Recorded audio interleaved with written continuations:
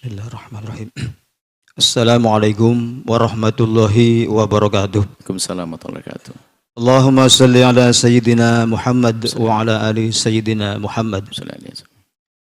Mohon izin bertanya Buya, kaitannya dengan asyab mu'allaqun bil masajid. Di dalam kitab-kitab disebutkan keadaan-keadaan yang banyak keistimewaannya adalah masjid-masjid dan masjid. Jarang sekali yang disebutkan musola. Sementara yang di rumah kita, dekat kita adalah musola. Dan masjid mungkin satu kampung ada 1-2. Ini bagaimanakah Buya? Solusinya kalau kita memilih masjid agak jauh dari rumah dan musola lebih dekat dengan rumah. Apakah keistimewaannya atau keutamanya sama antara masjid yang jauh dengan rumah kita dengan musola yang dekat dengan rumah kita? Sebab kalau di masjid ada sholat tahiyatul masjid, dan kalau di musola saya belum pernah dengar ada sholat tahiyatul musola Buya. Ini mohon pencerahannya, mohon maaf sebelumnya, terima kasih. Wassalamualaikum warahmatullahi wabarakatuh. Waalaikumsalam warahmatullahi wabarakatuh. Makanya tadi kami isyaratkan tentang esensi atau makna yang dibidik yang perlu dihadirkan di dalam hadis tersebut, dan harus kita perluas makna itu. Memang masjid adalah simbol sekaligus hakikat bentuk masjid, sesuatu yang diwakafkan untuk masjid, dibangun untuk masjid, niat masjid. Di balik itu semua ada hukum yang banyak tentang iktikaf di dalamnya dan seterusnya, kehormatan masjid bagi wanita, haid dan seterusnya. Ada di situ semuanya tentang hukum masjid. Akan tetapi, di saat kita bicara tentang yang ditanyakan bagaimana dengan adanya musola. Pertama kami sampaikan tentang musola ya. Musola di dalam pembahasan kitab fikih, di dalam kitab sangat beda dengan musola yang ada di negeri-negeri kita ini. Kalau Anda membahas, kalau Anda membaca kitab fikih tentang musola, apalagi sholat hari raya, di dalam jumhur ulama kan mengatakan dianjurkan sholat hari raya Idul Fitri, Idul Adha itu di masjid, madhab Syafi'i. Kemudian madhab Imam Ahmad di musola. Nah, ini jangan dibawa kepada istilah negeri kita. Musola yang ada dalam kitab fikih itu adalah hamparan luas yang biasa digunakan untuk sholat jenazah. Maka inilah jadi hamparan.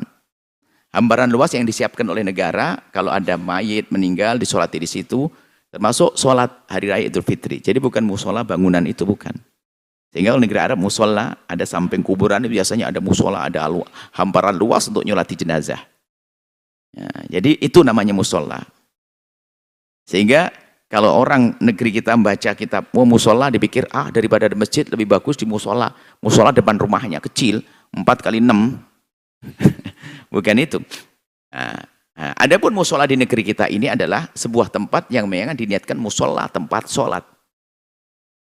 Apakah dia dihukumi masjid? Ya ntar dulu dong, kalau terpenuhi syarat-syaratnya. Biarpun namanya musola, tapi kalau sudah memenuhi syarat-syaratnya, memang itu diwakafkan untuk masjid dan diniatkan untuk masjid, maka akan punya fungsi seperti masjid. Biarpun namanya surau, langgar, tajuk, dan seterusnya. Itu kan nama saja. Yang perlu kita pertanyakan niat pembangunnya seperti apa. Nah, bisa saja orang memberi musola itu memang bukan untuk diwakafkan. Saya punya pabrik ibaratnya. Saya pengen di pojoknya saya bangun musola. Kenapa? Ya suatu ketika nanti kalau pabriknya maju ke sana akan saya pindah, bongkar. Tapi kalau sudah diwakafkan ke masjid nggak bisa diganggu.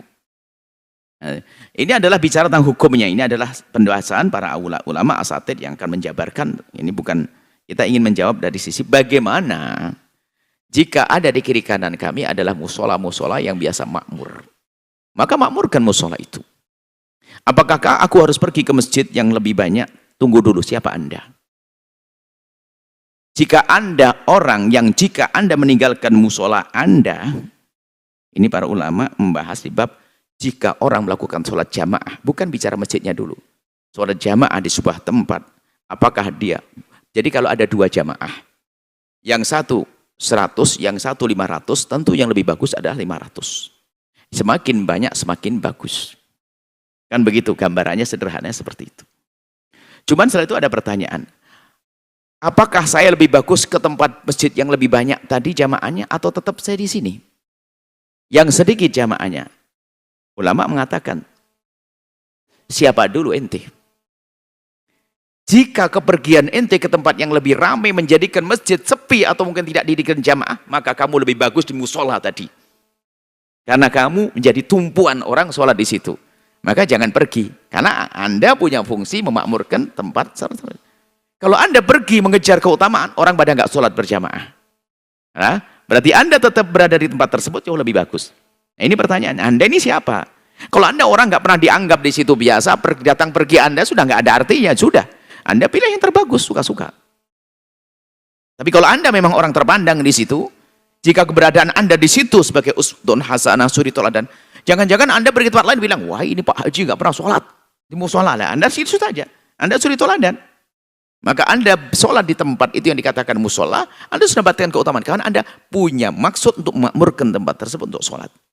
Jadi seperti itu, biarpun itu musola-musola kecil di samping Anda, jika Anda punya fungsi untuk memakmurkan orang agar bisa datang ke tempat tersebut, Anda di situ, nggak usah pergi ke tempat yang menurut ulama adalah itu lebih gede pahalanya. Ternyata menjadi berubah, yang lebih gede pahalanya justru di tempat Anda tersebut, karena Anda orang terpandang. Kalau Anda tidak, mungkin bingung imamnya siapa, atau imamnya nggak karu-karuan, atau imamnya menjadi orang pada karena imamnya sudah masyhur kemarin dipukulin karena apa, mabuk misalnya. Imamnya ini lagi nggak enak, gara-gara Anda pergi ke tempat lain. Biarpun imam bekas pemabuk juga boleh, yang nggak boleh kayak imam mabuk. Jadi tinggal fungsi Anda seperti apa itu dibahas dalam sholat berjamaah.